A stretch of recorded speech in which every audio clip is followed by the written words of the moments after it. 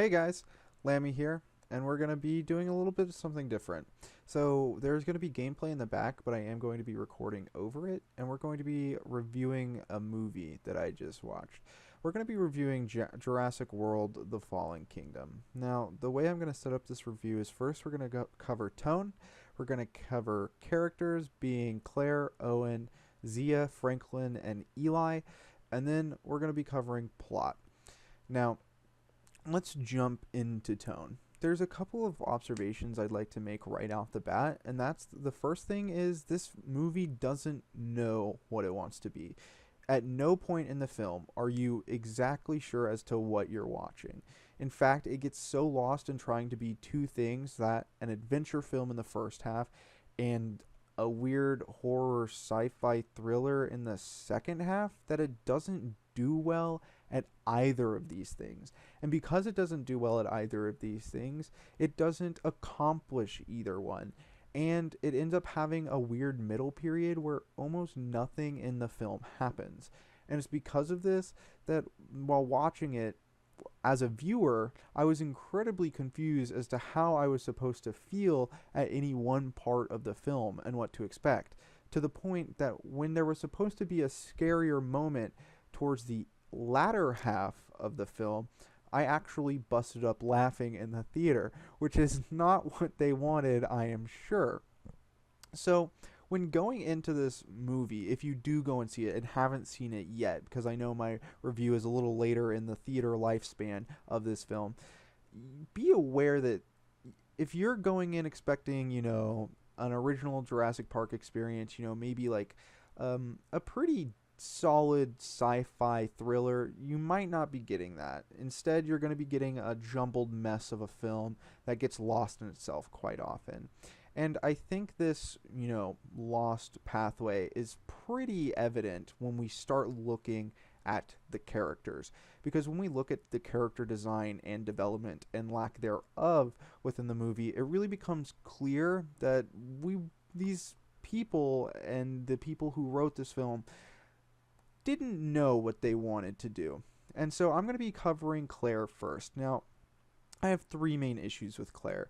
Claire, first, is just as bland as she was in the first one. It's awful. It's boring to watch. She's not an entertaining character on screen. She does almost nothing in the movie besides cause issues to keep the plot rolling. And for whatever reason, they shoe in the love interest between her and Owen again, even though in the first film that was apparently over. And they even address that in a bar scene at the beginning of the movie. But then she kisses him later on in the film just to do it, I guess. There really was no reason. And the third, and probably the most annoying portion of her character, is that she wants to save the dinosaurs on Isla Nublar, even though she had firsthand experience with the issues that came with them. So, after seeing countless people die over a project she specifically funded, she still thinks it's a good idea to save these creatures. Not that they've already irreparably changed the course of natural history, but she wants to continue that pathway, even though this character is supposed to be some sort of scientist, and even though she was apparently taught a lesson in the first film. So I don't see how this character arc makes any sense at all, and it really just rubbed me the wrong way. It didn't add up at all. It didn't add anything to the film. Truly, it just detracted from the experience, because all I could think is, why in the world would this woman want to save dinosaurs after what's already happened to her? And then we have Owen. And Chris Pratt just plays Chris Pratt again. He just played Chris Pratt in the first film. I guess just adding a drawl to your performance changes a character immensely from who you are as an individual, but it's not a convincing performance. I in no way thought that he was some raptor trainer. I in no way thought that he was a scientist. It didn't really convince me at all in terms of his acting and in terms of the way he carried himself as a character. It just felt like I was watching Chris Pratt read lines to me, and that's not engaging. So both the leads, I would say, quote unquote leads, because there are some, side characters that take up a decent chunk of the film. So in terms of leads, I find them incredibly weak. I don't find them engaging, and I don't find them worth watching, which is sad because I like Chris Pratt, and I did like Claire's actress. I forget her name, but I did enjoy her in her episode of Black Mirror. So I know these people do have a certain level of talent. It just wasn't on display in this film at all. And then Zaya, or Zia, however you say it.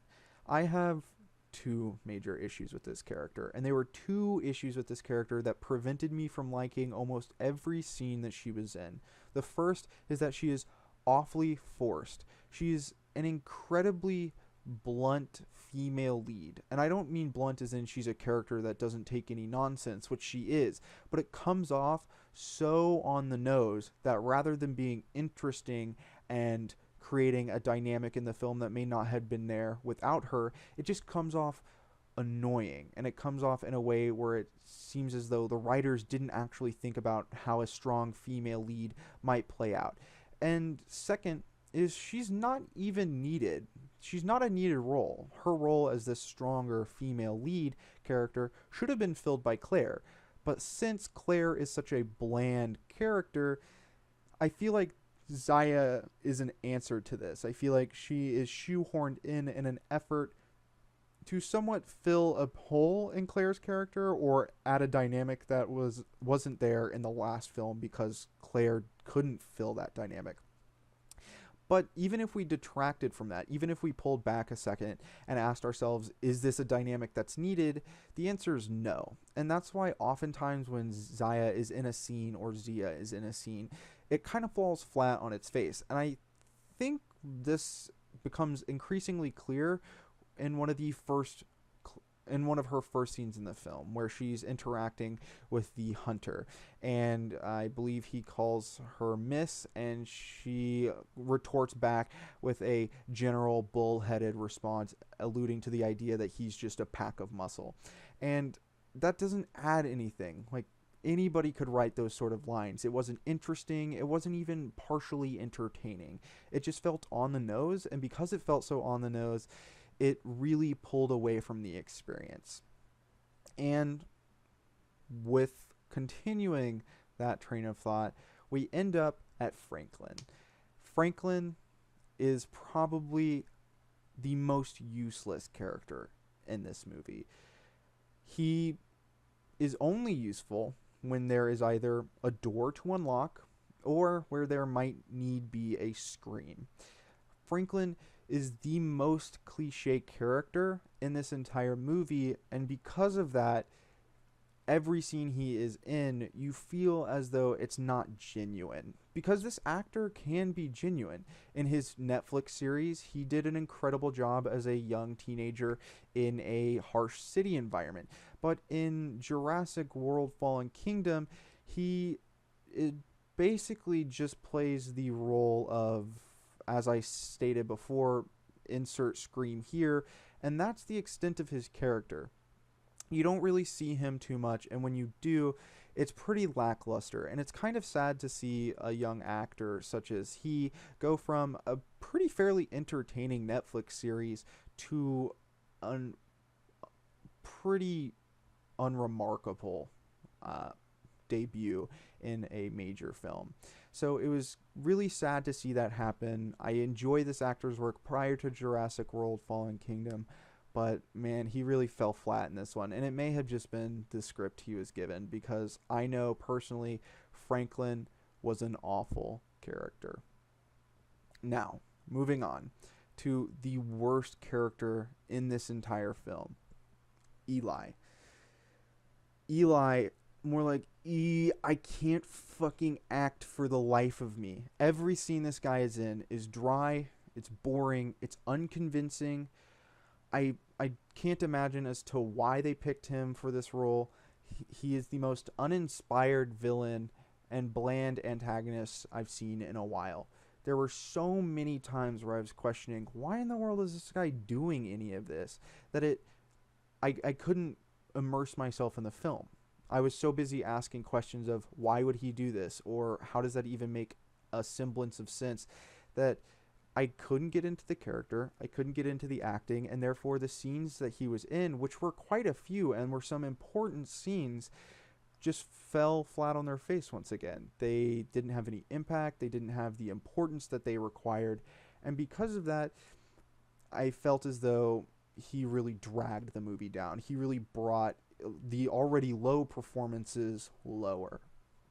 And because of these five main characters, because of these five, I'll say, leads per se, the movie is built off of the backs of their performance. And when their performance is incredibly lackluster, you're left wanting more. And without more, you're not getting a good movie going experience. So, on top of all of that, we have to discuss this movie's plot. So, the plot is set a little after the incident on Isla Nublar. They have to save the dinosaurs. Point is, the mission goes wrong. The dinosaurs are getting sold. Scientists were, of course, tampering with genetics again. It's rehash, rehash, rehash. It's not an interesting plot. It's not driven by interesting leads. There's little to nothing to really grip moviegoers. This is a nostalgic cash grab.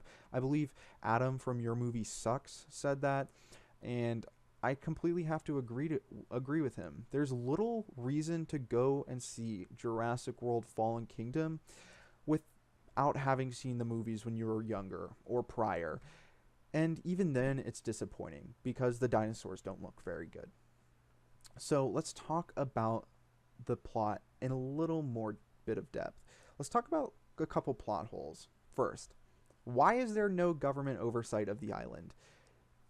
Any government oversight at all would have prevented this entire issue. It baffles me that in the very beginning of the film, we see our government deliberating with scientists and with people who have dealt with dinosaurs before as to whether or not they should intervene. And when it's decided that they're not necessarily going to save the dinosaurs, for whatever reason, the viewer is left apparently supposed to assume that the government just didn't do anything at all. We didn't set up any blockades around the island to make sure, smugglers didn't get in and steal these dinosaurs. We didn't set up any security whatsoever. So pretty much anybody who had the money, the funds, and the will to go in and steal some dinosaurs could do that.